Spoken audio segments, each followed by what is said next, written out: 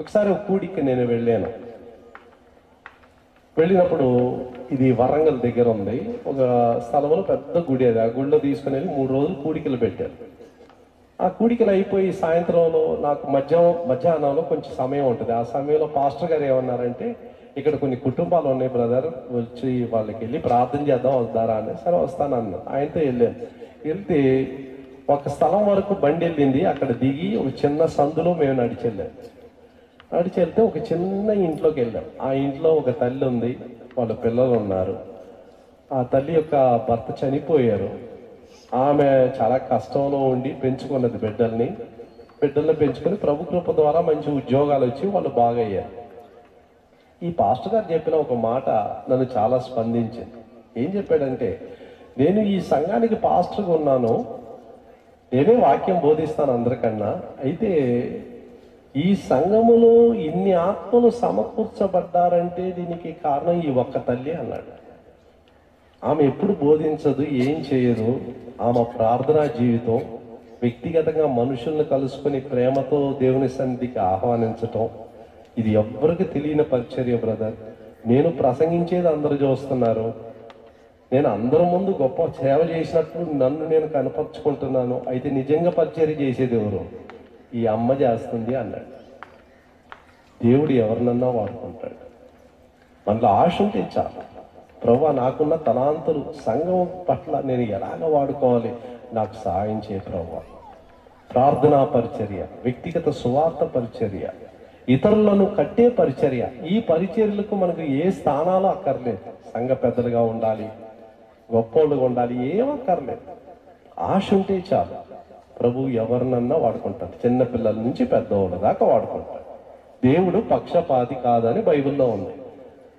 మన వయసును బట్టి, మనం స్త్రీలా పురుషులా అనే దాన్ని బట్టి, చదివిన వారమా చదువు లేని వారమా అన్న దాన్ని బట్టి కాదు. మనకి ఇష్టం ఉంటే చాలు దేవుడు వాడుకుంటాడు. మనం దేవుడు వాడుకోలేదంటే మనకి ఇష్టం లేదని అర్థం. 4వదిగా ఎవరిని కట్టాలి?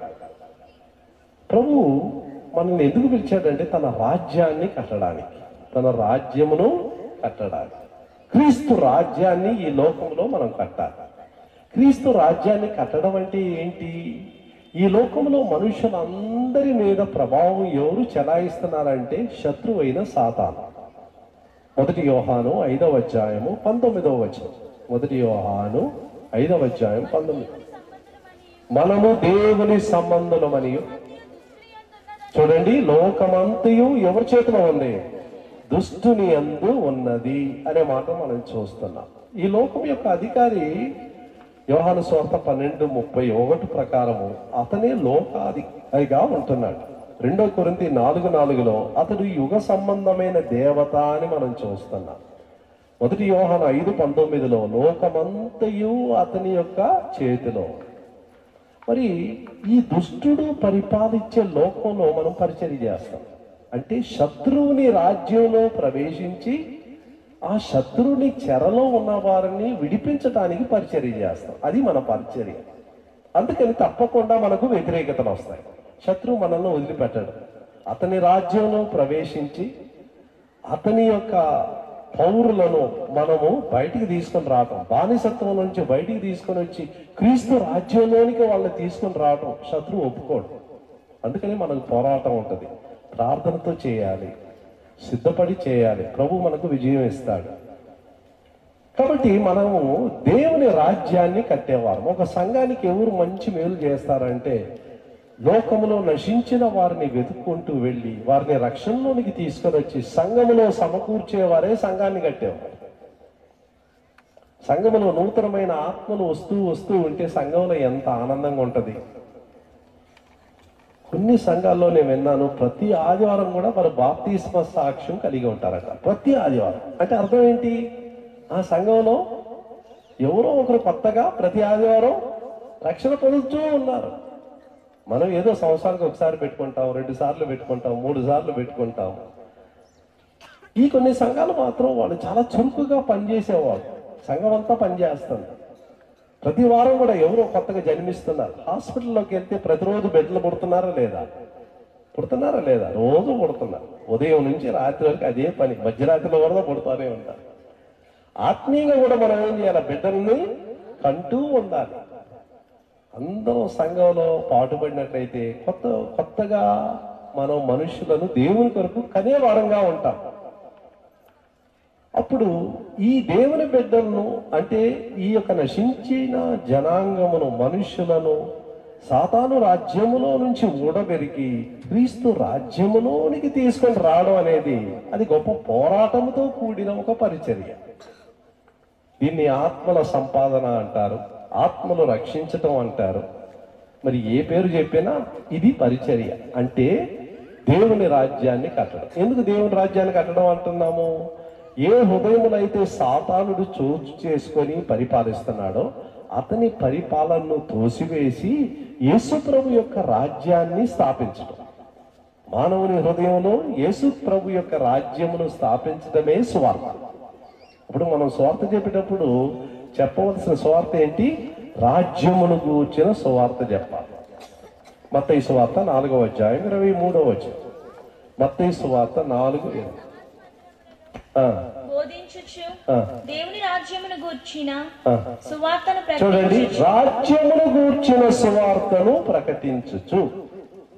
ఈ దినాల్లో చాలా రకాలైన సువార్తలు ఉన్నాయి. స్వస్థత సువార్త ఉంది, యేసు ప్రభు దగ్గరికి రండి మీరంతా బాగా అయిపోతారు.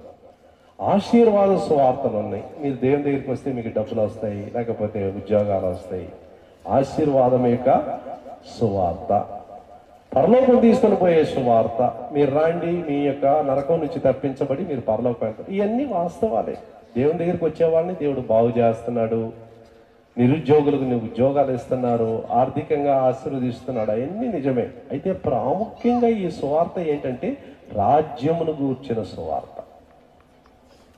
మత్తయి సువార్త ప్రారంభంలో ఈ మాట చూస్తున్నాం. మత్తయి సువార్త అంతములో ఎలాగుందో చూడండి. 24వ అధ్యాయము 14వ వచనం. మత్తయి సువార్త 20. ఈ రాజ్య సువార్త సకల జనములకు సాక్షార్థమై సకల జనులకు సాక్షార్థమై లోకమందంతటను ప్రకటింపబడును. లోకమంతటను ప్రకటించాలి. ఏ సువార్త ఇది? రాజ్యమును గూర్చిన, గట్టిగా చెప్పండి, ఏ సువార్త ఇది? రాజ్యమును గూర్చిన సువార్త. ఇక్కడే మనకి ఇబ్బంది కలుగుతుంది. మనం వెళ్ళి స్వస్థత గురించి మాట్లాడితే మీకు ఆశీర్వాదాలు వస్తాయంటే మనకి ఎదిరింపులు లేవు. ఎప్పుడైతే మీరు మారు మనసు పొందండి, పాపాలు ఒప్పుకోనండి, పాపాలు విడిచిపెట్టండి, యేసు ప్రభు నాయకత్వం కింద రాండి అంటే ఇది మాకు వద్దు అంటారు. మనసులో ఇది వద్దు అంటారు, ఇది మాకు వద్దు. మా జీవితం ఏంటి? ఆయనకి అప్పగించటం, ఆయన నాయకత్వం కింద మేమేమి రావడం, ఆయన చిత్తం చేయటం ఏంటి అని మనుషులు అంటారు. వాక్యం చెప్పే సువార్త రాజ్యమును గూర్చిన సువార్త. అది మనుష్యుల హృదయాల్లో యేసు ప్రభు యొక్క పరిపాలన మనం స్థాపించాలి.